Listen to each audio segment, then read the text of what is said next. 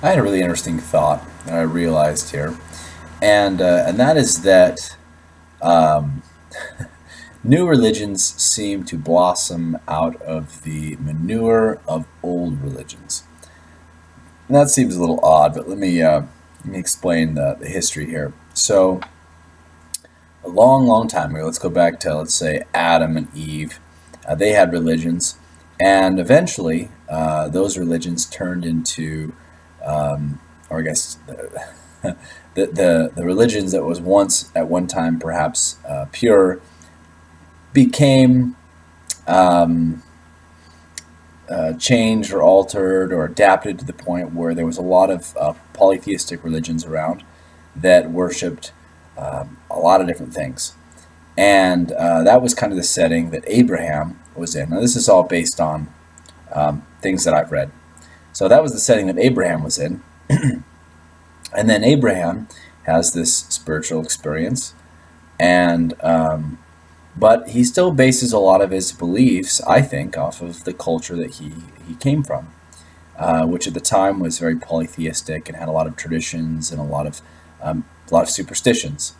But Abraham introduced some things, or I guess you could say God introduced some things through Abraham that were um, that were true.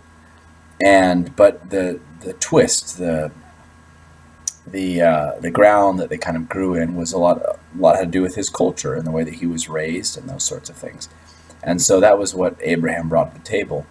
Now, a long time later, we have Moses, and Moses now he's in Egypt, and he's got all this upbringing and background and tradition and superstition that he was raised with, and and then Moses has a spiritual experience, and Moses brings some truth to that, but brings some truth to the table. But a lot of what he had to work with, though, were building blocks that were likely largely um, based in tradition and culture and maybe superstition.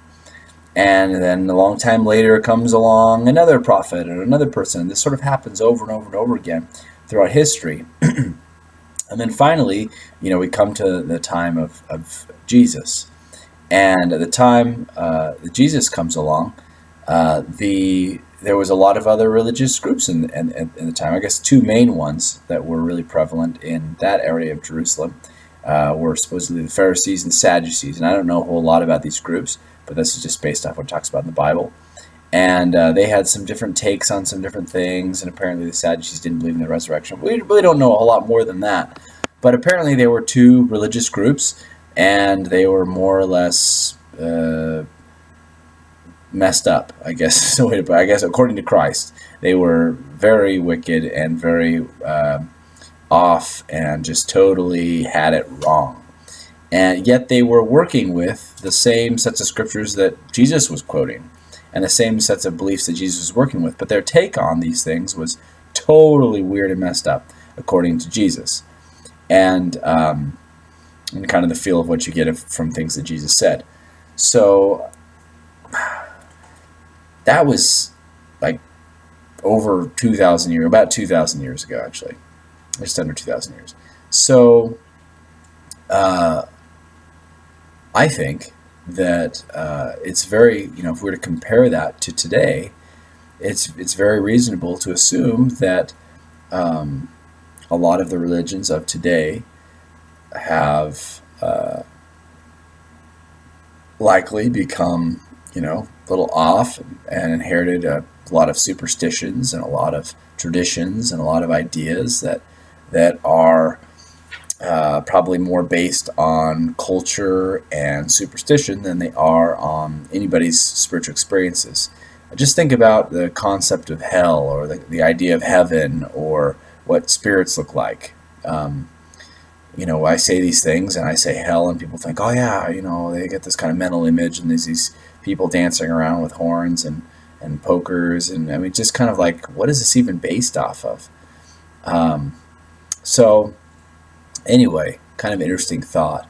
With all that though, I think that a lot of these superstitions, I mean, we could probably trace these all the way back to the same superstitions that were around in a slightly different form from, when Abraham was around, and then, when Moses was around, and these sorts of things, these kind of traditions, these kinds of ideas that have been around for a long time and may not have any solid basis in being accurate at all. That could be totally superstitious. There was a video I was just watching a little bit ago that was talking about if you were to, wipe the books clean and just lose all of science, what would what would it kind of, I guess, I'm trying to remember the way they worded it. It was quite well worded, but the essence is that by discovering science and by evaluating the world around you, you would come to these same conclusions again. You need to come to the same kind of conclusions in order to, get a rocket in outer space, or to, invent the light bulb or whatever else. Science is science. It's consistent, and you can discover it and you can rediscover it. But someone was saying, well, if you did that with religion and you wiped away all the books and the traditions and everything like that, it was recreated. It wouldn't. There's no way you could recreate it again. It would be totally weird and messed up. And I think that's probably correct. To a large degree, so much of religion is based on these kind of images or blocks in our mind, these concepts that have been passed down for thousands of years, that who knows where they even started. And different groups of people have different ways of expressing things. Like in Hinduism, their idea of God, they draw these pictures, and the pictures have all these eyes and all these heads and all these arms. And what does that represent? Well, all the heads are supposed to represent omniscience, or knowing everything, and all the eyes are supposed to, also represent that he sees all, and then all the hands represent omnipotence, the ability to, handle everything in the universe, and so, or at least to have a lot of power. So, I mean, it's another way of expressing something, just an idea. But where do these ideas come from? What's the real root of these ideas?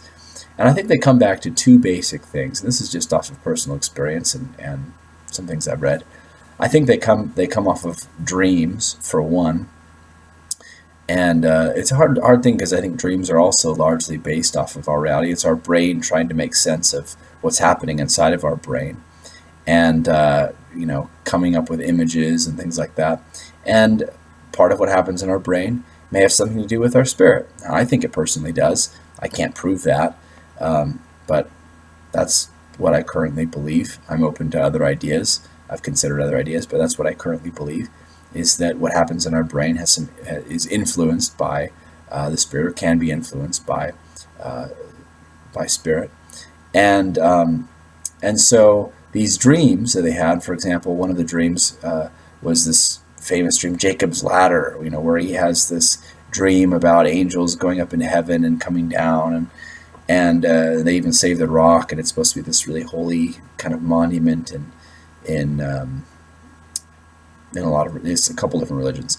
Anyway, it was the rock that he was sleeping on when he had the dream. It's like a big deal. So, but it's a dream. It's what it's based off of. And so a lot of religion is based off of dreams. In fact, there was a dream. There was a reason why Jesus, his parents, if you read the New Testament, why they left when they did, and why they came back when they did, and a lot of things. Why Joseph, was okay about him not being the father of Jesus, and these kinds of things. These were all dreams.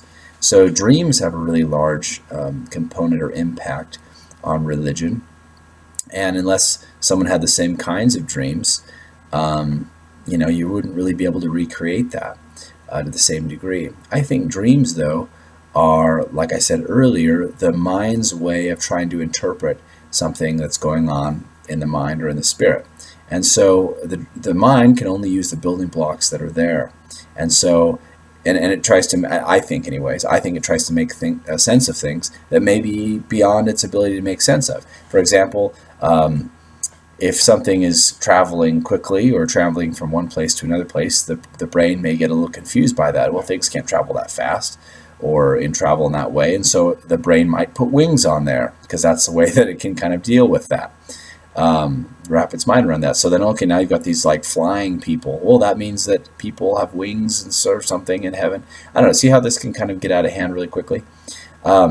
Anyways, so What's in dreams may not be totally reliable, may not be reliable at all. I mean, people also have crazy dreams that are totally, um, you know, yeah, out there. So that's hard. If it's just the dreams, I don't really know if that's enough for religion, because I mean, I've had some really odd dreams, but there is more than just dreams. There's a lot more. Actually, I think the biggest component, and that's something that occurs when awake, and these are the spiritually enlightening experiences that occur with lots of religious figures. And I don't want to go into a whole bunch of depth in these, but people have these experiences that have been going on for thousands of years. They're recorded in lots of different languages. Lots of different people talk about them, and they are one of the main basis, I guess, foundational experiences of religious people.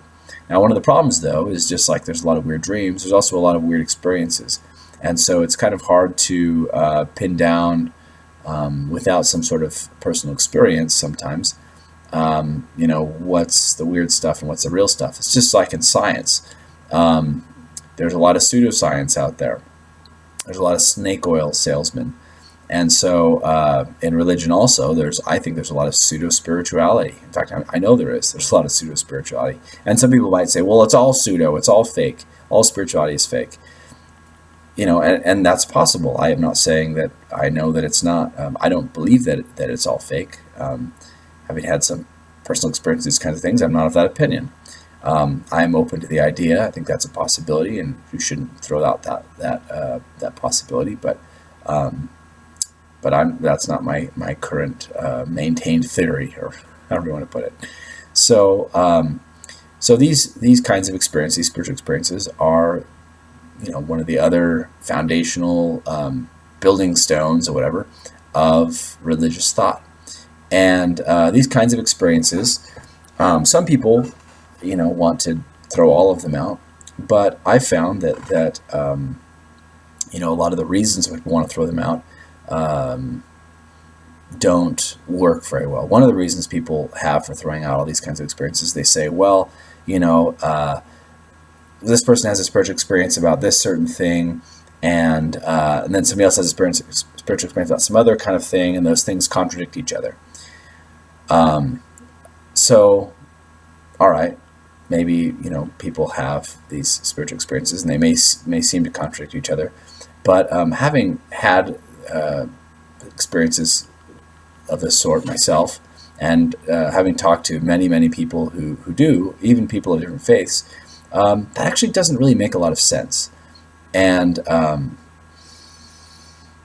reason why it doesn't make a lot of sense is because oftentimes, in fact, most of the time, the spiritual experiences themselves are not even something that you could really properly verbalize. You couldn't fully put to words.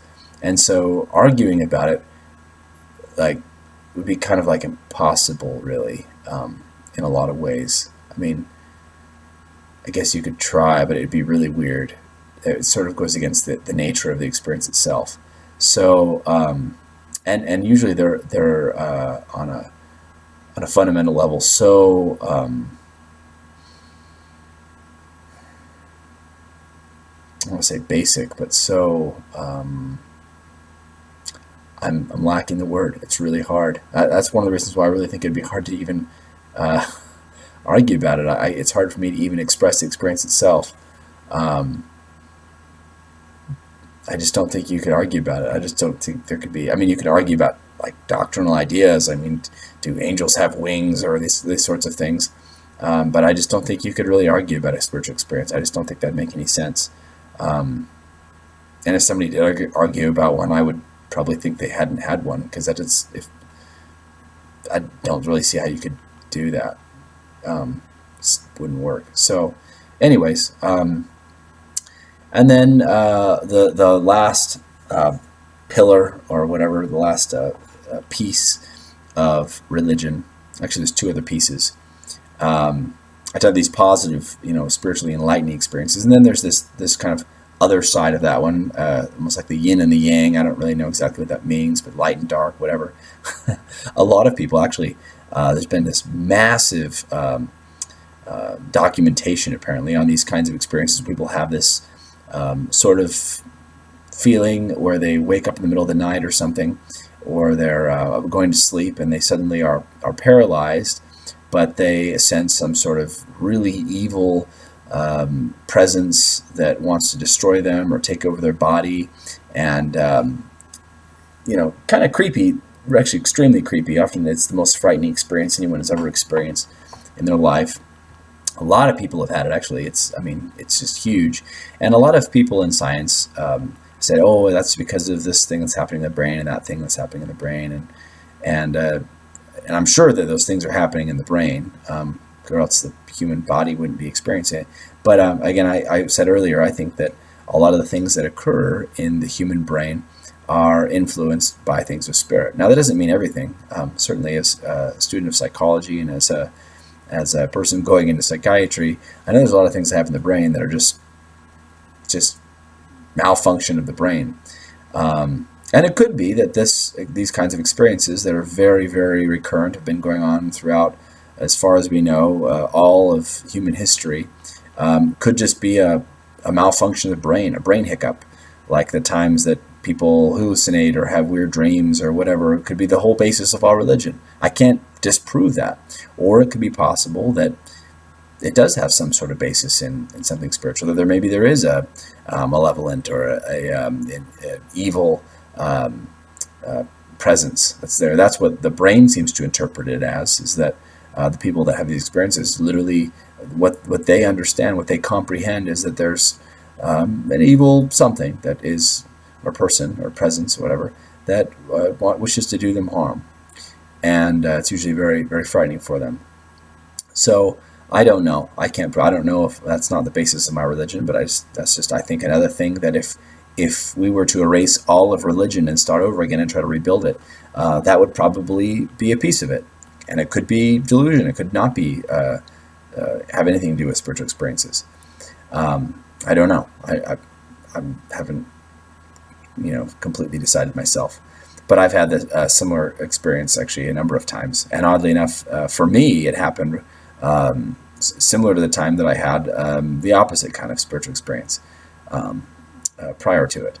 So, I can't prove any of these things, but I personally believe that at least my experience of this, and I think other people's experience, may have something to do with spirituality. Some spirituality affecting their mind. Their mind may be interpreting it in different ways, but and then the last thing, the fourth piece, I think, that would rebuild religion, where religion would be totally erased, is people who have experiences that are miraculous,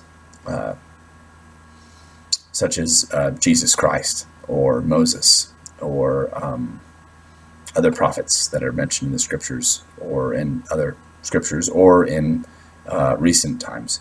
Now, the difficulty there, as I mentioned before, there's such a thing as pseudoscience, and there's such a thing as pseudo-spirituality, I believe, as well. And so sometimes I think these may be sort of like the highly delusional forehead-slapping instances where people get really worked up and it's just a bunch of nonsense. And then I think there might also be instances, but perhaps those recorded in Scripture in some instances, that are more than that. I can't prove it. I wasn't there. I don't know for certain. But my mind is not close to the possibility of that being the case. And currently, that is the working theory that I have of the universe that I live in, is that such things are possible, and that there is a God, and that I am a spirit having a physical or mortal experience. And that the experiences that I have are oftentimes the interaction of spiritual with physical, and that is what religion is partially based off. And I also think, though, just like I said earlier, that I think a lot of religion, a lot of the beliefs that we have, are superstition and silly stories and based off of dreams that may not have had any basis in reality, or traditions or cultures or silly ideas or confirmation bias, or any number of things that are not rooted in reality, not rooted at all in anything that's that is actually spiritual. I'd call it pseudo-spiritual. I think a lot of religion is that. And I think and I hope that people evaluate the things that they believe. And I'm always trying to evaluate what I believe. If you're an atheist, I hope that you try to be a little open-minded, understand a lot of the people that believe what they do believe have had some experiences with some of these things. And I think if you had an experience with it, you might find that yourself being a little more open-minded to what could be possible or what could be correct. And if you have had experiences with it, and you still, decide that you've made up your mind about what it is, that's okay too. So anyway, I hope this discussion was maybe helpful or insightful for some people, and I wish the best of luck to you.